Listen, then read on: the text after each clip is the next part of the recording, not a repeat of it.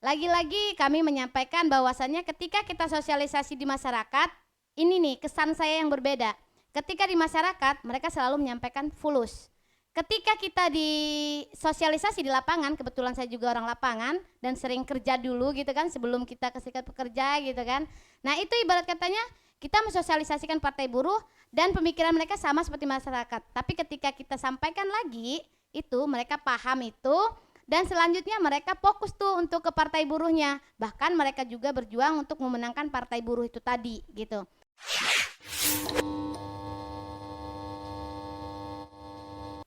Kalau berbicara ingin merubah Undang-Undang Cipta Kerja, sebetulnya peranannya adanya di DPR RI, gitu tuh. Meskipun kami ada di daerah, kami tetap akan melakukan semacam penolakan untuk diberlakukannya Cipta Kerja, Undang-Undang Cipta Kerja di wilayah Kabupaten Serang khususnya, gitu tuh kan.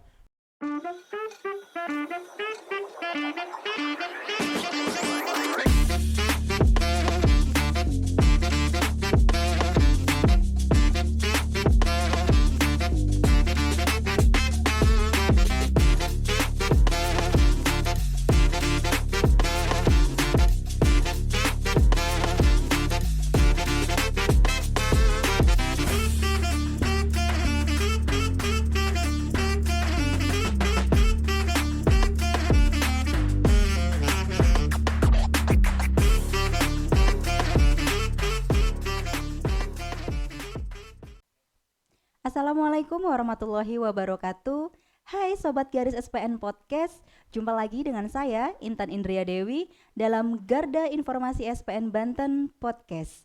Sobat Garis, jika dalam beberapa hari ke depan kita tinggal menghitung waktu dan menghitung hari, apakah kawan-kawan sudah menentukan pilihan kawan-kawan untuk pemilu nanti atau masih ragu dengan pilihan kawan-kawan? Untuk itu tetap di Garis SPN Banten Podcast dan kita akan berbincang dengan dua narasumber kita yang tentunya masih dari Partai Buruh, partainya kelas pekerja. Stay tune di Garis Banten SPN Podcast.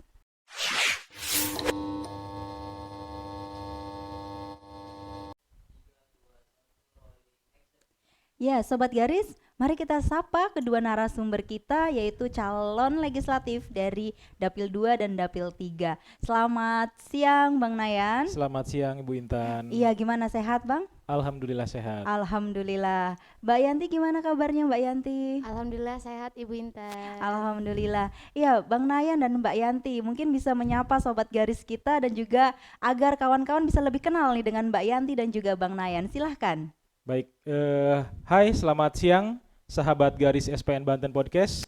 Perkenalkan, saya Nayan Sidek Awaludin. Saya bekerja di kawasan industri Nikomas Gemilang.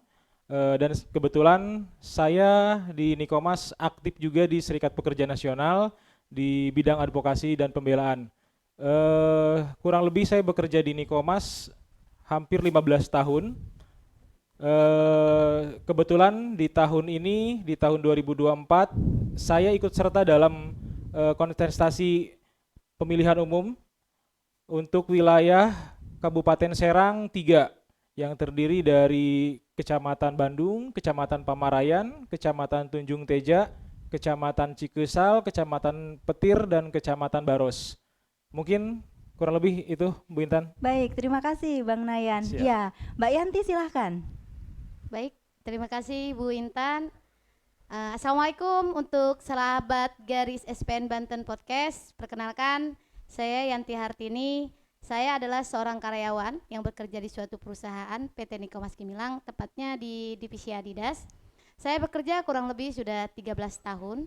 Saat ini juga saya adalah salah satu aktivis Serikat Pekerja Nasional di SPN Nikomas. Kebetulan saya masih diminta dan dipercaya untuk menjadi sekretaris bina program di SPN Nikomas.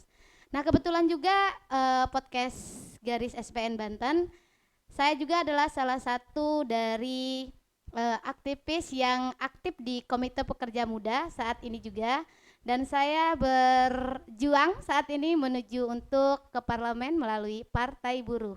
Mungkin itu saja Bu Intan dari saya. Baik. Terima kasih. Iya, terima kasih Mbak Yanti. Iya, Bang Nayan, kalau tadi saya mendengar bahwa Bang Nayan sudah bekerja selama hampir 15 tahun ya di Nikomas dan juga kemudian aktif di Serikat Pekerja Nasional. Nah, saya ingin tahu kira-kira mungkin bisa Bung Nayan berbagi apa sih yang melatar belakangi dan juga memotivasi sehingga saat ini memutuskan untuk terjun di dunia politik. Baik, terima kasih Bu Intan. Awal mula ya tadi saya bekerja hampir 15 tahun di Nikomas.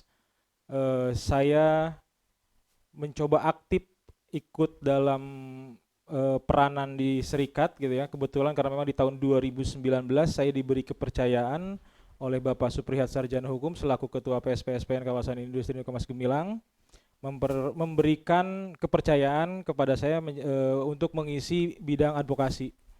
Karena memang ya yang seperti kita ketahui lah pekerja ataupun buruh ini masih sangat minim pembelaan baik dari unsur serikat ataupun dari unsur yang lain gitu tuh. Itu salah satunya. Nah, kemudian kenapa saya memutuskan untuk ikut dalam berpolitik ya. Karena memang kita melihat dari sisi aturan negara di mana memang aturan-aturan ini sama sekali tidak ada yang pro terhadap kaum buruh utamanya gitu tuh. Nah, dari sinilah muncul motivasi kami, motivasi dari organisasi juga yang mendorong bagaimana kader-kader organisasi harus bisa tampil, harus bisa maju dan harus berani mengisi posisi di parlemen gitu tuh. Tujuan kami adalah bagaimana caranya kaum pekerja ataupun kaum buruh ini dapat sejahtera sesuai dengan amanat Undang-Undang Dasar. Seperti itu. Baik, wow, luar biasa. Jadi memang salah satu motivasinya adalah agar kebijakan-kebijakan pemerintah ini lebih pro kepada kaum buruh, begitu ya. Betul. Luar biasa sekali. Baik, bagaimana dengan Mbak Yanti? Karena tadi juga saya melihat sama bekerja di PT Nikomas Gemilang dan juga aktif di Serikat Pekerja dan mungkin ada motivasi yang berbeda dengan Bang Nayan. Bisa dijelaskan Mbak Yanti? Oke. Terima kasih Bu Intan. Berkenaan dengan lamanya saya bekerja di suatu perusahaan itu ya kita tahu kondisi perusahaan di Banten. Perusahaan di Banten itu kan ibaratnya seluruh perusahaan di mana semua pekerja itu harus tunduk kepada atasannya. Nah, lagi-lagi ketika pertama kali saya terjun ke pabrik, karena di luar dari dugaan saya, Bu. Ketika saya terjun di pabrik, ternyata di sana juga kondisi kerja yang saya anggap di luar dari perkiraan seorang pekerja lulus dari sekolah masuk ke perusahaan, kita disuruh jahit gitu kan. Tapi kebetulan pada saat itu aku adalah diambil menjadi quality control QC. Jadi di sana juga berhubungan dengan sistem kerjaan, terus melihat kondisi di lapangan masih ada ibaratnya kekerasan pada saat itu 2010 ya. Kekerasan pada saat itu. Nah, ketika saya mengenal suatu organisasi dan di situ adalah salah satunya SPN. Nah, aku aktif di SPN itu dari tahun 2011. Itu hanya ikut-ikut saja pada saat itu. Di 2013 aku aktif menjadi perwakilan anggota. 2016 itu diminta nih. Ternyata dilihat kinerja kita dari perwakilan anggota itu untuk aktif di organisasi menjadi sekretaris bina program. Disitulah aku mulai mengenalkan kepada seluruh pekerja yang ada di Nikomas bahwasannya hal-hal yang di luar dari kekerasan ataupun yang lain itu tidak boleh diberlakukan. Dan hingga pada saat ini terjunlah di dunia politik, ya, partai buruh. Nah, kenapa aku bisa terjun ke partai politik? Karena salah satunya saya melihat ketika aktif di organisasi aturan-aturan yang tidak berpihak kepada pekerja. Maka dari itu saya melihat partai buruh ini adalah salah satu partai politik yang benar-benar akan memperjuangkan pekerjanya. Seperti itu sih Bu Intan. Baik, wow, luar biasa sekali ya Sobat Garis. Nah, tadi karena sudah disebut juga dan disinggung nih terkait dengan partai buruh gitu kan. Kenapa memilih partai buruh Bang Nayan? Ya, baik. Kenapa memilih partai buruh? Sangat jelas. Bagaimana partai ini adalah partai yang dibentuk oleh para aktivis. Sehingga ini juga yang menjadi motivasi bagi saya ataupun bagi kami artinya ini adalah wadahnya pekerja, gitu tuh. Sebetulnya bukan hanya pekerja. Partai Buruh ini adalah wadahnya seluruh unsur masyarakat, baik dari elemen pedagang, nelayan, petani, termasuk kita pekerja, gitu tuh. Siapapun itu masuk. Nah, saya melihat bahwa hadirnya Partai Buruh ini akan mampu membuat perubahan, di mana memang banyak kebijakan-kebijakan pemerintah yang tidak berpihak kepada rakyat. Sehingga saya dan organisasi saat itu memutuskan bahwa kita akan maju menuju ke parlemen hanya melalui Partai Buruh, tidak melalui partai yang lain. Kurang lebih seperti itu. Wow, luar biasa sekali. Nah, kemudian kalau Mbak Yanti, apakah pernah mendapatkan tawaran dari partai lain atau memang sejak awal nih sudah menetapkan hati di Partai Buruh? Baik Ibu Bu Intan, kalau saya dari awal belum ada yang menawarkan. Cuman ketika ditawarkan oleh Partai Buruh, saya melihat partai ini yang benar-benar pro gitu ya terhadap kita sebagai pekerja gitu. Jadi saya aktiflah di Partai Buruh dan ikut ketika diajak. Pikir saya begini, ini di Nikomas banyaknya pekerja perempuan gitu kan. Nah dan di situ juga dilihat bahwasannya Partai Buruh ini benar-benar partai yang dari bawah sekali gitu kan. Dan untuk mengajak orang ikut bergabung di Partai Buruh juga itu menurut saya sangat sulit gitu. Makanya saya memberanikan diri untuk masuklah. Kebetulan pada saat itu saya diajak oleh salah satu rekan saya untuk ikut di Partai Buruh, khususnya di Dapil 2 gitu kan. Ya aku langsung ikut bergabung. Dan di situ saya mulai ikut proses dari awal kita mendaftarkan diri, proses dari kita tes dan yang lain-lainnya gitu kan. Ini benar-benar jiwa saya nih. Ini benar-benar partai yang benar-benar mengajarkan kita dari bawah, bukan hanya partai yang ibarat katanya kita duduk manis lalu kita menjadi caleg gitu kan. Tapi kita mengikuti dari proses awalnya seperti itu sih Bu ya. Dan selanjutnya ya saya dinobatkan juga, dan setelah dites ternyata semua perlengkapan dan yang lainnya, alhamdulillah saya menjadi calegnya gitu kan di Dapil 2. Begitu sih Bu Intan. Wow, luar biasa. Ya, Sobat Garis, tentunya kita masih ingin banyak berdiskusi dan membahas terkait dengan pencalegan ataupun pemilihan umum nanti di 14 Februari mendatang. Tetapi untuk itu tetap stay tune, tetap di Garis SPN Banten Podcast bersama saya dan juga dua narasumber kita.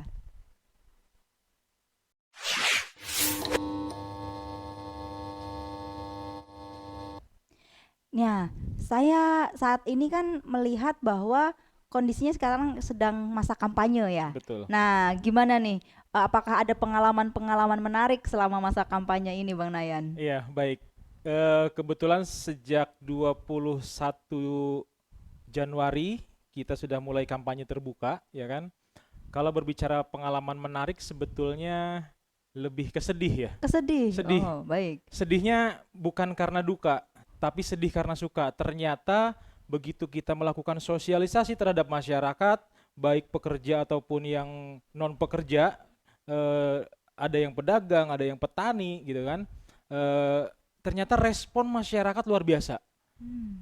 Itu yang menjadi rasa haru, gitu tuh. Rasa haru ternyata banyak hal-hal positif yang begitu kita sampaikan terhadap masyarakat dengan hadirnya Partai Buruh, responnya alhamdulillah. Nah, semoga saja nanti ke depan dengan respon-respon yang positif ini, kami sebagai perintisnya dari Partai Buruh, mudah-mudahan 5 tahun yang akan datang Partai Buruh menjadi partai yang besar, partai yang mampu menguasai parlemen sehingga pemerintahan ini menuju negara sejahtera itu bisa tercapai. Kurang Amin. lebih seperti itu. Amin amin ya robbal alamin. Wah. Nah, bagaimana dengan Mbak Yanti nih? Ada pengalaman menarik selama kampanye, Mbak? Baik Bu Intan. Terkait pengalaman menarik ketika saya mulai bersosialisasi terkait Partai Buruh. Ini pertama kali saya terjun ke politik. Ya. Terus langsung turun ke desa-desa gitu kan. Di mana pemikiran masyarakat desa itu ketika ada dewan pasti banyak duit dong gitu kan. Iya. Tapi lagi-lagi ketika setelah kita sampaikan bahwasannya Partai buruh ini hadir karena tadi aturan yang tidak berpihak kepada kita sebagai pekerja, dan tujuan kita ke masyarakat ketika mereka menanyain mana nih pulus ataupun sembako dan yang lainnya, kami selalu menyampaikan bahwasannya partai buruh ini partai yang tidak memiliki biaya ataupun uang besar gitu. Tapi partai buruh akan memperjuangkan terkait kesejahteraan kalian sebagai pekerja, apalagi masyarakat pada umumnya.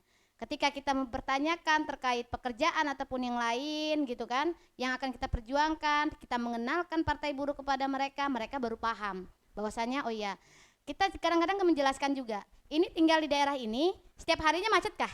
Macet ternyata. Padahal di daerah itu ibarat katanya kan ada dewannya. Kenapa kata saya? Ini jalan aja nggak bisa mereka mengatasi kemacetan ataupun melebarkan jalan gitu kan. Mereka nggak bisa karena tadi membeli suara-suara masyarakat ini.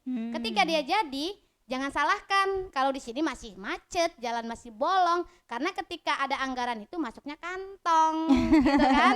Ya, setelah dikasih pemahaman seperti itu mereka paham gitu kan terkait hal itu gitu tuh. Partai buruh dibentuk dari seluruh aktivis kan, ibarat katanya seperti itu Bu Intan. Lagi-lagi kami menyampaikan bahwasannya ketika kita sosialisasi di masyarakat, ini nih kesan saya yang berbeda. Ketika di masyarakat mereka selalu menyampaikan fulus. Ketika kita di sosialisasi di lapangan, kebetulan saya juga orang lapangan dan sering kerja dulu gitu kan sebelum kita ke serikat pekerja gitu kan. Nah itu ibarat katanya kita mensosialisasikan partai buruh dan pemikiran mereka sama seperti masyarakat. Tapi ketika kita sampaikan lagi itu mereka paham itu dan selanjutnya mereka fokus tuh untuk ke partai buruhnya. Bahkan mereka juga berjuang untuk memenangkan partai buruh itu tadi gitu. Tapi saya berharap sih semua untuk kedepannya nanti pekerja-pekerja yang di pabrik ini tidak pemikirannya seperti ini. Ketika saya di pabrik saya buruh, tapi ketika saya di rumah saya bukan buruh. Padahal pemikiran itu salah. Orang di luar sana itu, ojek, UMKM, ataupun tukang jamu, ataupun pedagang, itu adalah semuanya buruh. Karena lagi-lagi yang memiliki kontrakan, yang nempatin juga buruh. Coba kalau perusahaan itu tutup, siapa? Jadi kontrakan tuh jadi kuburan kali ya, sepi seperti itu. Ya, Maka betul. dari itu, nih penting bagi kita untuk memenangkan partai buruh. Harapan besarnya ketika kita ada perwakilan dari partai buruh gitu kan, seenggaknya setidaknya kita itu tahu nih kita lahirnya dari mana. Jadi kalau seandainya udah duduk di parlemen kita songong ataupun sombong ataupun seperti apa, lupa akan datang mudah dengan sangat kan. Nah ketika saya melakukan kampanye, banyak yang sudah saya lakukan, sudah saya sampaikan baik kepada masyarakat, pekerja, tapi mereka juga masih dengan yang tadi berusaha dengan uang ataupun yang lain, ya saya kembalikan kembali gitu kan. Upaya sudah kita lakukan, doa sudah kita lakukan, selanjutnya kita serahkan kepada yang kuasa. Mungkin itu saja deh Mbak Intan. Ya, terima kasih Mbak Yanti. Dan tadi ya saya melihat bahwa sebenarnya respon dari masyarakat juga ini sangat bagus ya terhadap partai buruh. Jadi sepertinya kawan-kawan juga sudah sangat optimis bahwa partai buruh nanti akan lolos di parliamentary threshold ya. Sangat yakin. Sangat yakin. Sangat yakin Wow, karena luar biasa. bagaimanapun ya tadi begitu melihat respon masyarakat di awal mungkin masih banyak yang bertanya apa sih partai buruh Iya. gitu tuh. Begitu kita sampaikan, kita sosialisasikan, kita kenalkan ternyata oh ini wadahnya kami gitu tuh. Wadahnya bukan hanya wadahnya pekerja saja gitu tuh. Ini mau apa mereka pun support terhadap hal itu. Dan tadi jika berbicara money politik dan sebagainya kita pun juga sampaikan ke mereka gitu tuh kan. Jika masyarakat masih terbelenggu oleh money politik, maka sampai kapanpun negara kita akan seperti ini saja gitu tuh. Dan ini memang memang sulit ya, merubah paradigma ini memang sulit, tapi kita akan tetap berupaya bahwa partai buruh adalah partai satu-satunya partai yang tidak akan bermain dalam hal-hal seperti itu. Kurang lebihnya seperti itu. Wah, luar biasa ya. Nah, tapi nih Bang Nayan, yang Siap. paling penting nih sekarang nih gitu kan, bagaimana cara memilih ataupun mencoblos Bang Nayan pada Siap. saat 14 Februari nanti. Silakan kepada Sobat Garis. Oke, siap. Sobat Garis SPN Banten Podcast, nanti di tanggal 14 Februari 2024 gunakan hak pilihnya, datang ke TPS masing-masing sesuai dengan TPS-nya. Nanti di sana kawan-kawan ataupun sahabat garis SPN Banten Podcast akan menerima 5 surat suara. Kebetulan karena saya adanya di wilayah DPRD Kabupaten Serang 3, nanti sahabat garis SPN Podcast Banten Podcast saat menerima surat suara warna hijau, kurang lebih seperti ini, ya. Ini simulasi dari kami. Surat suara nanti saat menerima surat suara di TPS, sahabat bisa langsung buka surat suaranya, ya. Nanti pastikan bahwa yang dipilih oleh kawan-kawan ataupun sahabat garis SPN Banten Podcast itu adalah nomor 6 Partai Buruh. Jadi mau DPRD kabupatennya, mau DPRD provinsinya, mau DPR RI, sahabat langsung saja pilih nomor 6 Partai Buruh. Dan calegnya untuk wilayah Dapil Serang 3 itu di sana ada nomor urut 1 namanya Nayan Sidek Awaludin. Sahabat boleh langsung pilih ataupun coblos baik di nomornya ataupun di namanya.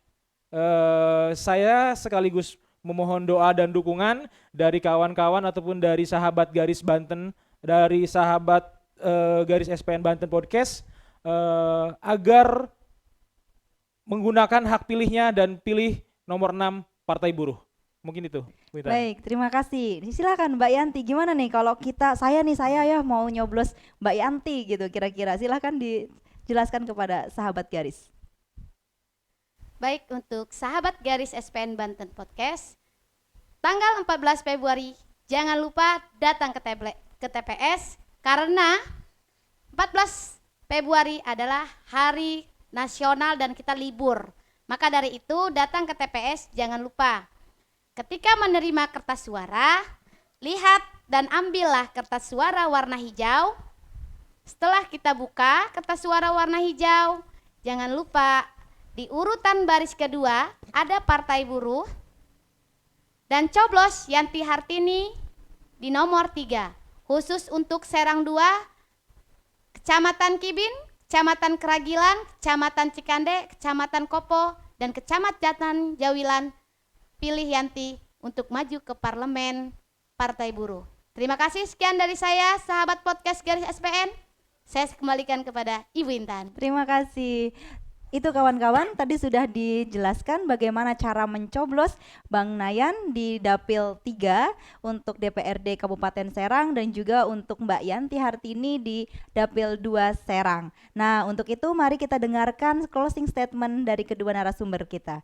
Silakan. Baik, sahabat garis SPN Banten Podcast, sudah saatnya perubahan di negara kita. Jika tidak sekarang, kapan lagi? Kami dari kaum pekerja membutuhkan support dan dukungan kawan-kawan ataupun sahabat garis SPN Banten Podcast agar memilih nomor 6 Partai Buruh. Terima kasih. Terima kasih. Mbak Yanti silakan. Baik, sahabat garis Banten Podcast, kami sampaikan kembali. Apa tadi ketua? Lupa pertanyaannya. Closing statement aja, boleh apa aja. Oh iya, closing statement. Aku lupa. Iya. Closing statement. Sok. Garis SPN Banten Podcast, saatnya buruh melek politik dan saatnya buruh menguasai parlemen. Partai Buruh, kelas pekerja. Partai Buruh, negara sejahtera. Partai Buruh, menang, menang, menang. Partai Buruh, nomor 6. Terima kasih. Terima kasih. Iya, Sobat Garis SPN Banten Podcast, luar biasa sekali dua narasumber kita dan tentunya jika kita menginginkan perubahan, maka kita harus menjadi bagian dari perubahan itu sendiri. Perubahan tidak akan bisa dilakukan jika kita tidak menjadi bagian itu. Maka 14 Februari gunakan hak pilih Anda, jadilah pemilih yang cerdas dan juga jadilah warga negara yang baik yang menginginkan sebuah perubahan. Itu dari saya, Intan Indria Dewi, dan sampai jumpa di podcast selanjutnya bersama Garda Informasi SPN Banten Podcast. Sampai jumpa, wabillahi taufiq wal hidayah, wassalamualaikum warahmatullahi wabarakatuh.